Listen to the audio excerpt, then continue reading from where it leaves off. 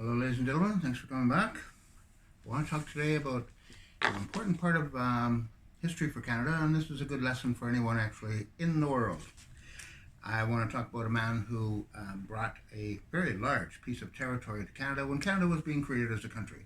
And at that time, the Prime Minister's name was John A. Macdonald. He later became knighted Sir John A. Macdonald. And through whatever negotiations or whatever were happening at that time, um, this man's name is Louis Riel. He is now dead, of course. He was the leader of a territory which was called the Assiniboine, which was a very large territory. It took into what accounts now for the province of Manitoba and actually some of the United States at that time. This man was very learned. He wrote in 5 different languages, but he was hated by Sir John A. Macdonald, Prime Minister of Canada. And when I was a younger man, I worked as a shipper receiver in the summer, spelling off a guy who was on holiday.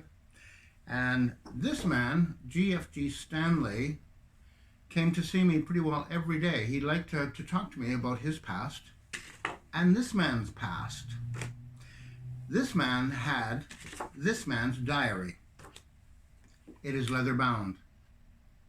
And he was entrusted to it by the local, he was a Métis person, but the local First Nations tribe had it in their custody. The government of Canada tried to get it at that time. That's way 1868, 69, something like that. It's a long time ago. Anyway, you see this man is holding the Canadian flag because he designed the Canadian flag. And in 1965, it became the official flag of Canada with Lester Pearson, who was a communist. And I was always surprised. Lester Pearson didn't like the British. We used to call it the British ensign for a flag. So he commissioned somebody, and this guy got the honor. He drew it out on a napkin first, and then eventually flushed it out into the flag that we have today. But this man had this man's diary. So this man, in telling me the whole story of his life, he got the honor because of his father. GFG Stanley was from the prairies of Canada, and his father taught the First Nations people how to measure hay because they were selling it to farmers. But they didn't understand what made a ton of hay or bales or whatever it was at that time. So this man's father helped them. And he was a minister in a church. So the First Nations people were worried that the government of Canada, which had been rattling at their doors wanting that diary, had to have it. So this man was contacted, and he told me this himself. This is some time ago. I don't know what year this would be. Early 90s.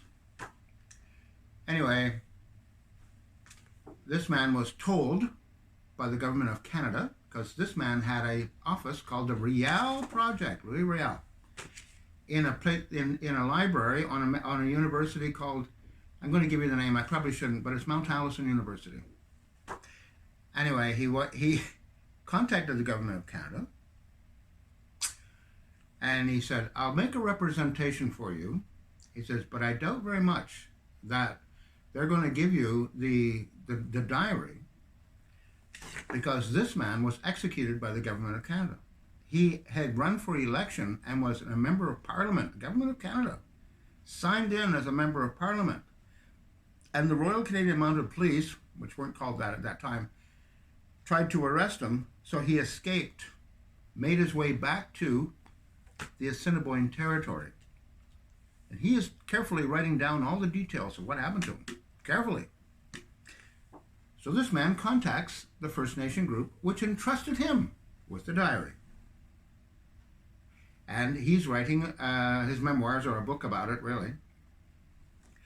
GFG Stanley was a great guy. He had a great sense of humor. He liked me. I was a young man then. He liked me. We were having, he had needed something to do during his day. So he used to come and watch me work, and, we talked, and he told me a lot about his life. But anyway, I'll just get back to what happened.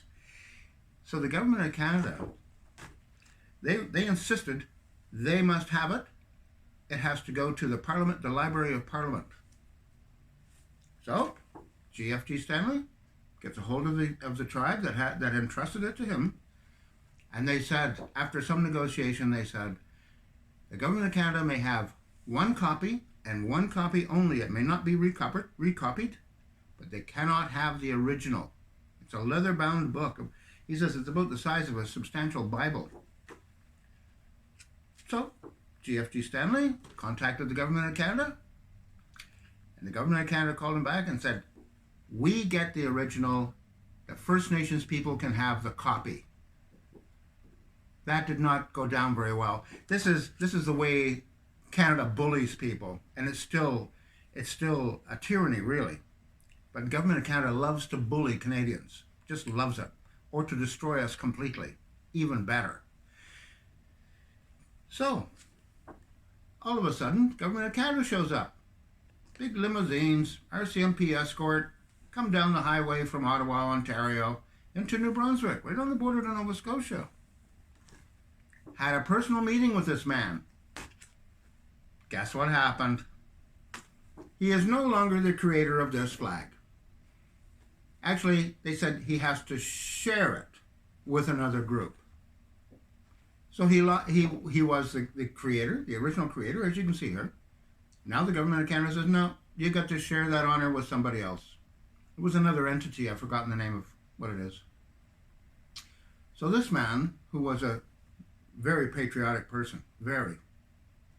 I used to be too when I was younger, but now that I've seen the skullduggery that Canada gets up to, you just can't, you don't know what to do with it anymore, because it is tyranny. We have lost. This is it. When the law, where the law ends, tyranny begins. Canada does not have law. No one can go to court here. I've been in court many times, and the judges, they look at the clock, they look down at me, they look up at the clock, they rub their eyes, they rub their nose, they look down at me, and they say, well, I'm going to give the Crown an extra 30 days to respond to your claim, Mr. Wheaton. Get out of here. And out the door, you've got to go. When you turn around, you'll find there's two sheriffs standing behind you. They got wrists as big as your neck. You know why their wrists are so big? It's from shooting the gun. You think you were watching an episode of The Matrix, you know, where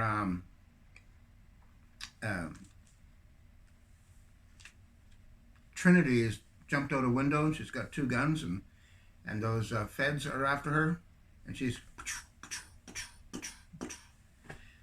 like that. I'm sure you know what I mean.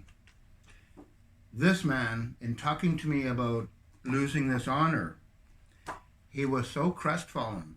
I felt genuinely like I almost cried listening to him talk.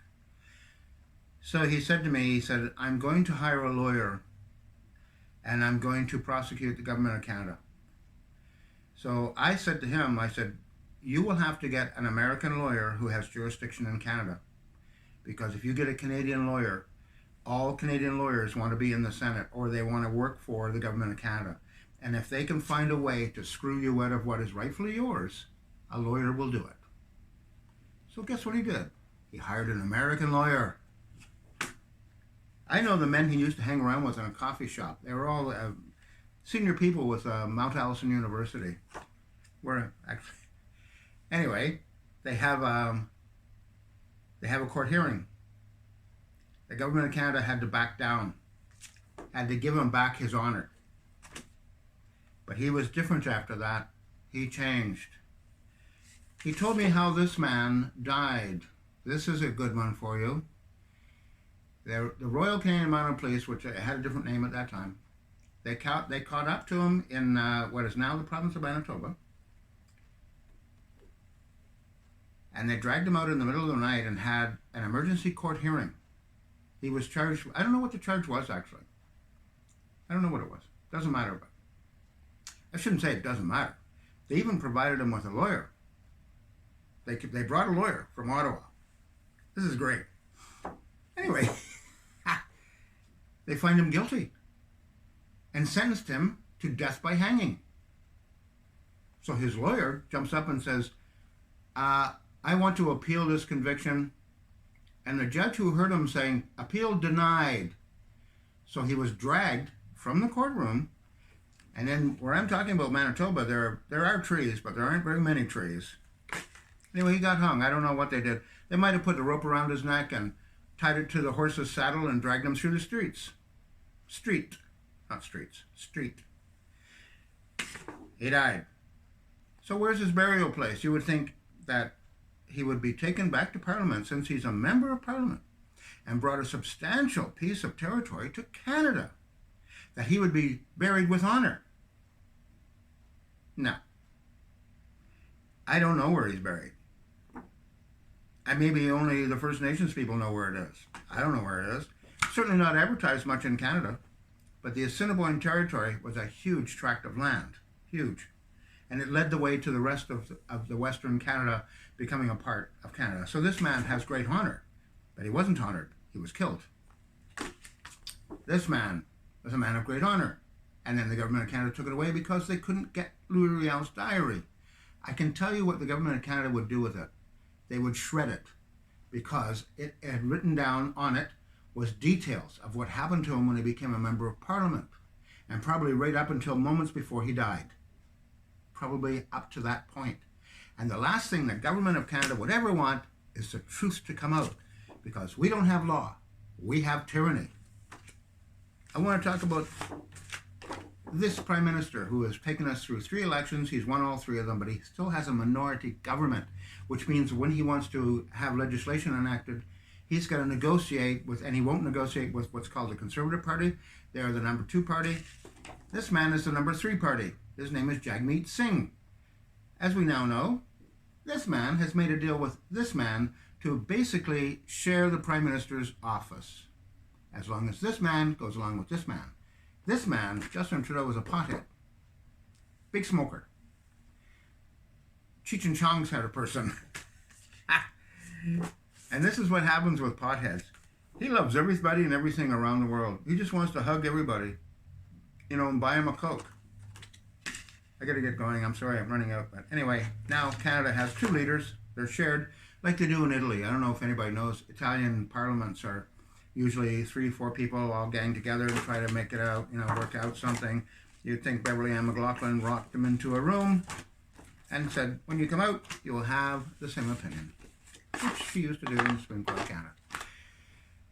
Okay, now you know a little bit about Louis Riel, GFG Stanley, who made the flag of Canada, lost that honor and then got it back, and Mr. Riel, who is buried somewhere, not honored by Canada at all.